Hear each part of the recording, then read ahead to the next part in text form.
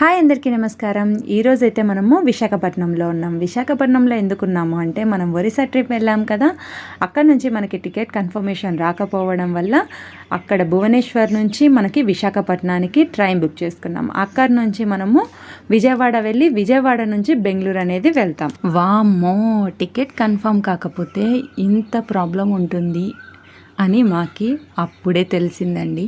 ఎందుకు అంటే మాకి ఒరిస్సా నుంచి మనకి భువనేశ్వర్ ఏదైతే ఉందో భువనేశ్వర్ నుంచి మనకి ఆంధ్ర రావాలన్నా ఎక్కడికి రావాలన్నా మనకి ట్రైన్ కానీ బస్ కానీ రిజర్వేషన్ లేకపోతే మనము రాలేము అని అప్పుడు మాకి రియలైజేషన్ అనేది అయ్యాము. ఎందుకంటే అక్కడ ఒరిస్సాలో అంతా ప్రైవేట్ బస్సులే నడుపుతారు. గవర్నమెంట్ బస్ అయితే నాకు ఒకటి కనిపించింది. బస్ స్టాండ్లోకి వెళ్ళిన తర్వాత కూడా అక్కడ అస్సలు ఏమీ రెస్పాన్స్ అనేది ఉండదు.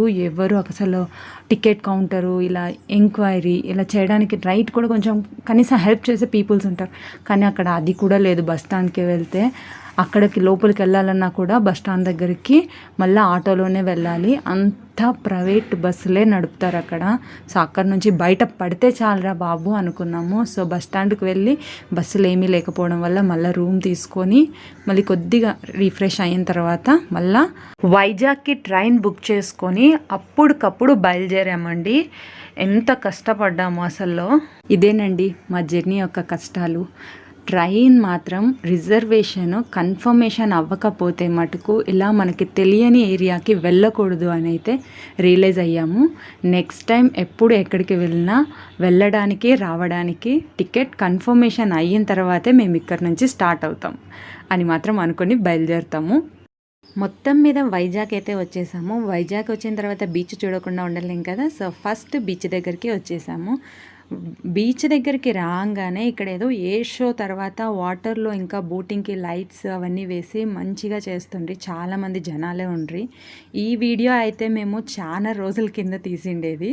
సో నేను ఒక్కొక్క వీడియో స్లోగా అప్లోడ్ చేస్తున్నాను. మరి ఇది ఇప్పుడు జరిగిందని మాత్రం అనుకోకండి. ఇది చాలా రోజుల కిందట వీడియో. నేను స్లోగా ఒక్కొక్క వీడియో అనేది అప్లోడ్ చేస్తున్నాను. బీచ్ ఇంకా బీచ్కి ఆపోజిట్లో ఉన్న వైజాగ్ సిటీ చాలా బాగుంది కదా.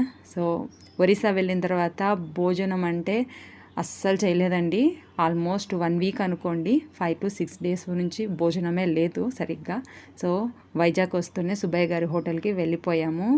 భోజనం అయితే వేరే లెవెల్లో ఉండే. చాలా అంటే చాలా బాగా నచ్చింది భోజనము. స్వీట్ నుంచి పెరుగన్నం వరకు బాగా విస్తర వేసి బాగా వడ్డించారు. చాలా తృప్తిగా తిన్నాము. తృప్తిగా భోంచేసి అక్కడి నుంచి మేము మళ్ళీ విజయవాడకి ట్రైన్ బుక్ చేసుకున్నాము. ఇది చూడండి, ఈ ట్రైనే మేము బుక్ చేసుకోండి. ఈ ట్రైన్ అయితే కూర్చోడానికి అంత కంఫర్ట్ అనిపించలేదు మాకి. పైన ఉన్నాయి సిట్టింగ్ ఏరియా, కింద కూడా సిట్టింగ్ ఏరియా ఉంది. సేమ్ బస్లో ఉన్నట్లే ఉంటుంది.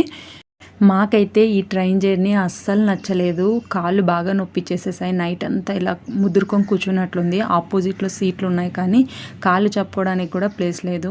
వాష్రూమ్ వెళ్దామంటే అస్సలు వాటర్ కూడా లేవు ట్రైన్లో.